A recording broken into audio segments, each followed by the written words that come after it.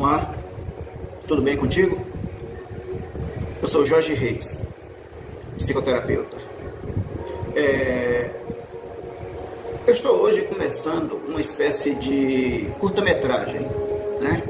Vai ser uma minissérie onde eu vou falar de forma simples, fácil e falar para leigos, né?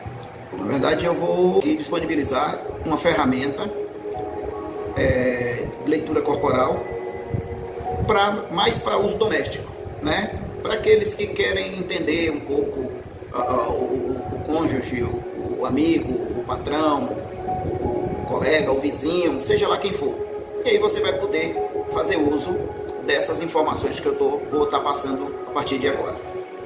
Sendo que, na verdade, hoje eu vou estar disponibilizando algumas informações em formato mais ou menos de introdução, né? Cada vez que a gente parar para conversar, eu vou estar falando de um deles. São 5 ao todo, sendo esquizoide, ou oral, psicopata, masoca, que é o masoquista, e o rígido. Eu falei aqui 3 nomes que talvez tenha despertado um pouco de curiosidade aí de alguns, mas eu quero deixar claro que eu não estou me referindo a nenhum tipo de transtorno. Eu estou apenas me referindo ao traço de caracteres, né? Caracteres de personalidade, né? Essa é uma ferramenta que eu uso para me auxiliar na parte de psicanálise, na parte de terapia, entende? É uma forma que eu tenho de identificar como é que você funciona, para que eu tenha uma ideia de como lhe tratar melhor, como mapear as suas dores, como o que você está sentindo, né? Eu sabendo como você funciona, fica mais fácil eu criar uma espécie de um roteiro, né? Eu já ir mais ou menos naquelas partes onde eu sei que você está um pouco mais vulnerável às pancadas emocionais, né? Aliás, não dá para falar de traço de personalidade sem comentar sobre 2 pessoas muito importantes, né? Na área da psicanálise e dos traços de personalidades, né? Que é o Sigmund Freud, né? Muito conhecido como Freud, e também considerado o pai da psicanálise. Aliás, um nome muito justo, né? Um título muito justo que deram para ele. Um cara assim extraordinário, muito inteligente e um sujeito com um perfil bem heróico, porque morreu com 83 anos, vítima de câncer de laringe, e chegou durante 16 anos fazer 31 cirurgia, né, do câncer, e ele voltava e fazia de novo, e ele voltava, e acabou que, infelizmente, o câncer vencendo, mas com ele já 83 anos de idade. O seu aluno, né, o William Ricker, que foi o criador dessa ferramenta, né, que nasceu em 1898 e infelizmente foi bastante cedo também, né, vítima de um problema de pneumonia aos 60 anos. Infelizmente ele transcendeu seu endereço cósmico, né, mas nos deixou um legado assim extraordinário.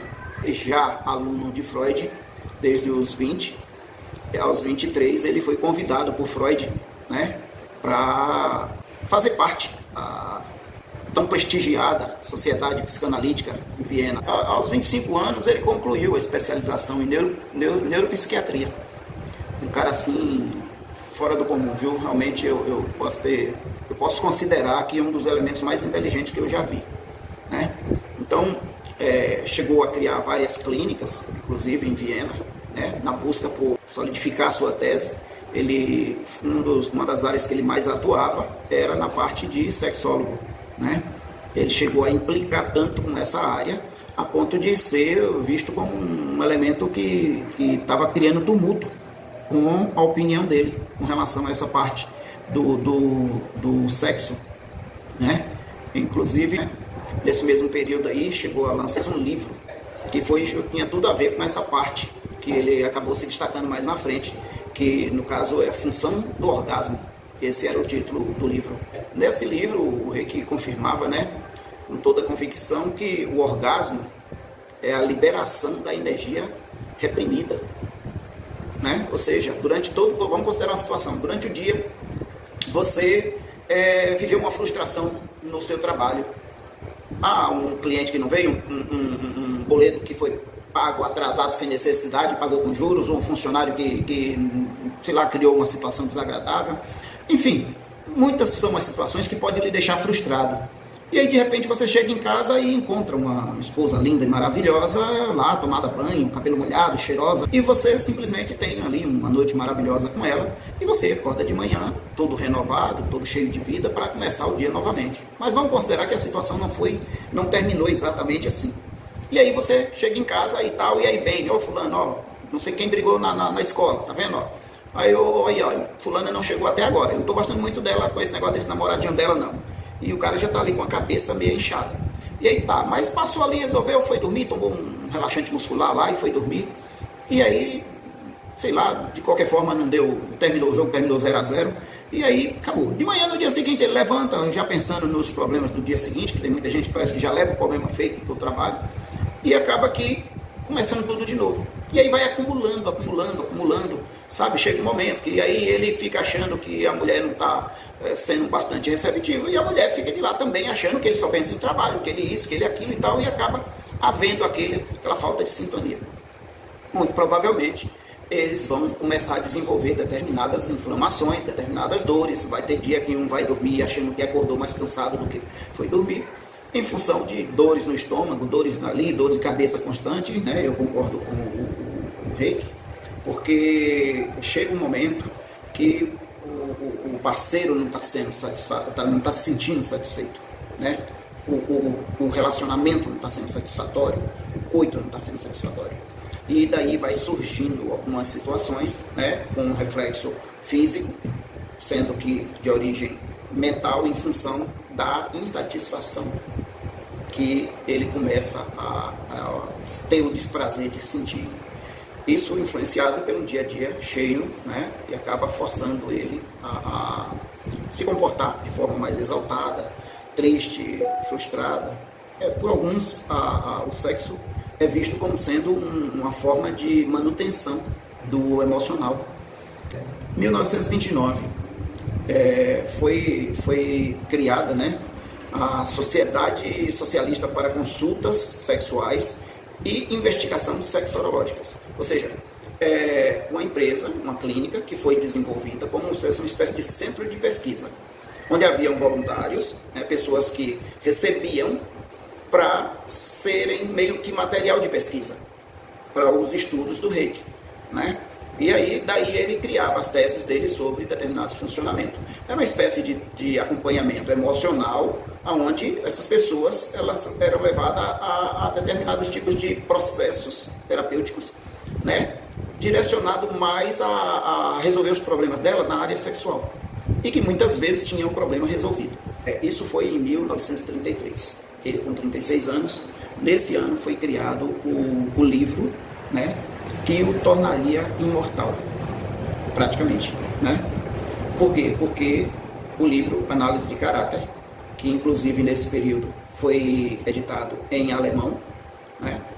Realmente é uma grande obra, e ele foi muito feliz nesses acompanhamentos que ele fez. Em 1934 ele lança mais um livro, que é a Psicologia das Massas do Fascismo.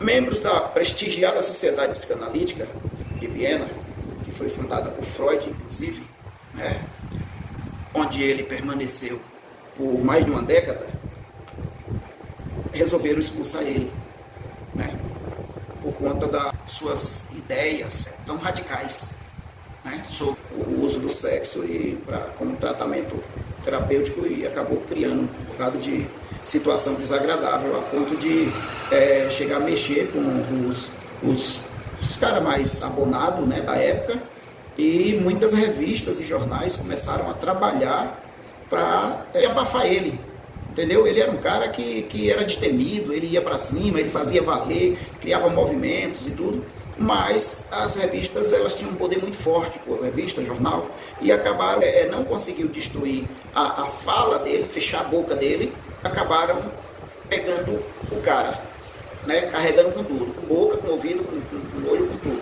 E disse assim, não, esse cara está incomodando. Foi considerado um inspirador na Revolução Sexual dos anos 60 e outros movimentos que tiveram na época lá, nessa sequência aí, né? Teve um bocado de movimento lá, tudo ligado a essa parte de Revolução Sexual. E ele era o cara que estava ali, meio que levantando a bandeirinha dele ali. Muito criticado, né, pelos conservadores, pelo seu comportamento